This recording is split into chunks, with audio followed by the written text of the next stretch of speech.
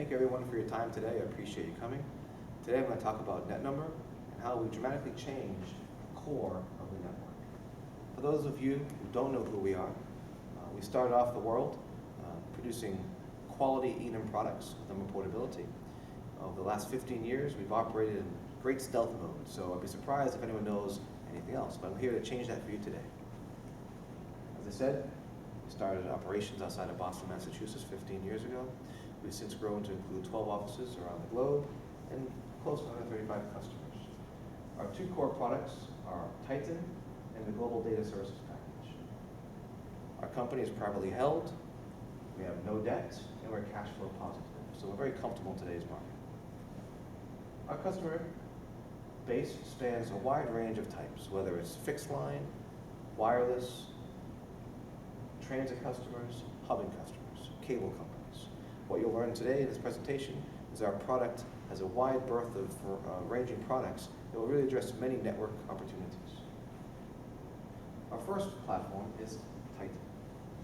Titan is deployed as one common architecture where many of the signaling, routing, database services can be deployed as software modules. So you have a wide range of functionality across the Titan family, where we deploy to LTE networks, IMS networks, SS7C7 networks, and enum portability interworking networks. Core to our product is the fact that we support any protocol. We deploy as COTS hardware and NFV, and we're used to really dramatically change how carriers can take advantage of deploying one architecture one time, then adding on, when they need, multiple services within this signaling control layer. Our next product is our Global Data Services Package. What we learned early on in our history of deploying Titan is that unless customers have access to many different data types across the industry, it's hard to effectively route. And so we went out and created a service that we host in our cloud service, where we give carriers access to global portability data, code range data, North American MVNO data, and destination group data. So things like Google Voice or HD endpoints. What this allows carriers to do, especially in an IPX environment or an interconnect environment, is to dramatically change their interconnect costs or enable SIP-to-SIP interconnect routing. And so today, many carriers use our services in conjunction with deploying Titan. The feedback we receive from our customers and partners of why they deploy Titan vary, but the four key points that we hear consistently is Titan allows carriers to really accelerate the migration from TDM to IP. I think we all agree today that TDM networks aren't going to go away overnight. The truth is, no switch is going to be flicked and TDM will stop. Another truth is, all carriers are migrating to IP services. So the conundrum of this duopoly of networks of TDM and IP cause a serious problem for carriers. How do you effectively manage the routing? How do you talk between the two networks? How do you interwork between the two networks? How do you share common data? And so one of the reasons why Titan gets deployed is because we can accelerate that migration of going to IP, but at the same time, maintain the TDM services in your network. Second is our ability to really increase service agility.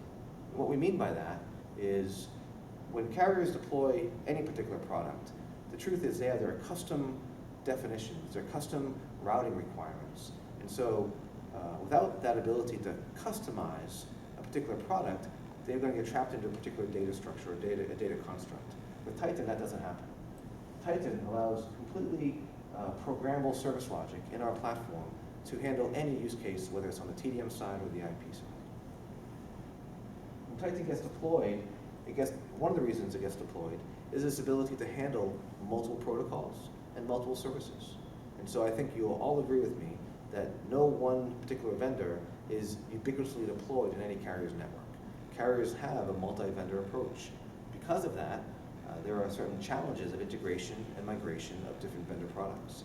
Titan helps eliminate a lot of those concerns because of the centralized provisioning mechanisms, as well as the ability to handle multiple protocols and multiple services from different vendors.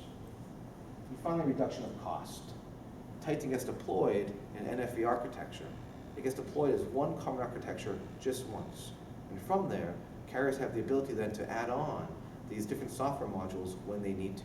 And it truly is just a software module add-on. Some of the types of customers that use this, again, large fixed line, large interconnect carriers, mobile carriers, wide range of cable customers, interconnect carriers and messaging companies. Really, if you look at the breadth here, many of these different carriers have different requirements, whether it's on the TDM side, the SIP side, LTE, VoLTE, and Titan gets deployed in a wide range of services in many of those use cases. Let's take a step back for a second and look at how does Titan fit in the overall architecture within a carrier's environment. You'll all be familiar with this, some level of this type of representation of the different layers in the network. The first we see is the network access layer. It is here where Ericsson gets deployed, Huawei, your traditional guys that most of you have been involved with. The data network layer, you typically see guys like Cisco and Juniper get deployed. It's here, between these three layers, that have a really big impact of where Titan gets utilized in the network. This layer here, the switching layer, is your common switches across a wide range of network types. Class 4, Class 5 switches, messaging switches, mobile services here, or SIP and diameter services. One thing in common across the switching layer, they all require access into a switching point and to get data, which you find here in the signaling control layer. On top of the signaling control layer, you find the OSS/BSS layer, this sort of evolving layer where policy and customer and subscriber data has to get provisioned downwards, so these switches know what to do when they make a routing decision. Where Titan gets deployed, and our vision with our product is right here in the signaling control layer. We facilitate all services for signaling, routing, and database services in this control layer. If I look at what this means, if I try and explain this into the next layer down, let me show you the next slide where I actually expand on this signaling control layer. What does it mean, the signaling control layer? So, let's take a look. As we discussed, the switching layer has many different switch types that talk different languages. So there's a lot of complexity going on here. You have your SS7, C7 protocols like INAP, CAP, MAP. You have your SIP and EDM protocol. You have diameter, recently involved in the LTE side of the network. And you have your DNS and ISEP services. All of these switches that speak these different languages have to speak to some type of switching transfer point or some type of signaling control point. And it's here where we find the first of Titan's deployments. So historically, the way we came about in our industry is we built the world's best Enum platform 15 years ago. When we built that platform, we instantly built the number portability database, the DNS services database. So we started life right here, in this layer here. Soon thereafter, we were approached by a very large integrator, a very large company, to go out and build the INSCP part of what they wanted to do, which was build the STP. And so this particular vendor built an STP, but what they realized early on is they weren't good at the database side. Titan, being an extraordinary database, was really good at capturing the INSCP services. So we went out and built that database. Soon thereafter, their STP was deprecated, and we took a look at that and said, well, we built the INSCP services, we built the TCAP and SCCP services, why not just complete the picture and build the STP? So we did that. And today, we have a fully functional STP. So now, we have the Enum, we have the STP, we have these different database structures. Next, a couple years later, came along one of our customers out of Europe and asked us to transform their Enum server that they bought prior into a SIP service. So we went out and built the centralized routing engine / border gateway control function, the BGCF. So now we have SIP, we have Enum, we have STP. Fast forward to today, where our carriers are demanding from our platform, as we continue to grow in the industry, to go build the diameter services. Very easy step for us to take it from the SIP over to the diameter. So we went out and built the diameter signaling controller. Associated to that, we went out and built the HSS, built out the least cost routing for the SIP server, and we built online charging services. So you can see in the signaling control layer here, we have signaling, routing, and database services, Titan fulfills a wide range of these services. A couple other nice features here, as we talked about earlier, protocol agnostic. You can speak to me in any language you want. I'm going to do a bunch of magic up here, return back a response. In the event I don't have that data locally from the provisioning, I'll reach out to some external database, whether it's an HLR, some third-party enum server, or getting cross-operator data. I'll bring that data back in, complete the magic that I produce, and return back a response. How we deploy our product? We deploy with a pair of master servers. These master servers are deployed as primary and standby, geographically separated. They also act as the element management system to take in all the provisioning, which then gets distributed in real time down to this constellation of edge servers across the network. What's really interesting to understand here is that when you build out all these different services, each one of the edge servers will be distributed with that particular data. And so you find that the service logic residing here in the edge servers is fed by the data that gets provisioned real time into the Titan masters and pushed real time down to these edge servers. Common deployments for us include many different services on each one of these edge servers, or if these edge servers want to act in an HA pair, mated pair, we may have separated services based upon things like an HSS or an HTTP. Very flexible deployment models based upon the customer requirements in their network. Each one of these edge servers, we certify at 20,000 transactions per second at the very minimum over any protocol. Truth is, with protocols like enum, we've tested as high as 100,000 transactions per second. The system as a whole is certified at 2 billion routing entries. So it's a very scalable, very distributable database that we see one of the key reasons why carriers choose us. Let me take a different view here and give you guys a different perspective of what to think about. So I'm sure some of this or all of this will be familiar to many of you, where in a converged network, you have many different types of platforms and switches there, from the LTE world, IMS world, and SS7C7 world. So let's take a look at what that means. So if we look at a call coming in, it's going to hit the evolve packet core. One of two things is going to happen. That call is either going to go up to a diameter signaling controller, if it's going to be in the LT network, which then has a requirement to go get a bunch of different data, a lot of internal traffic signaling surge happening here.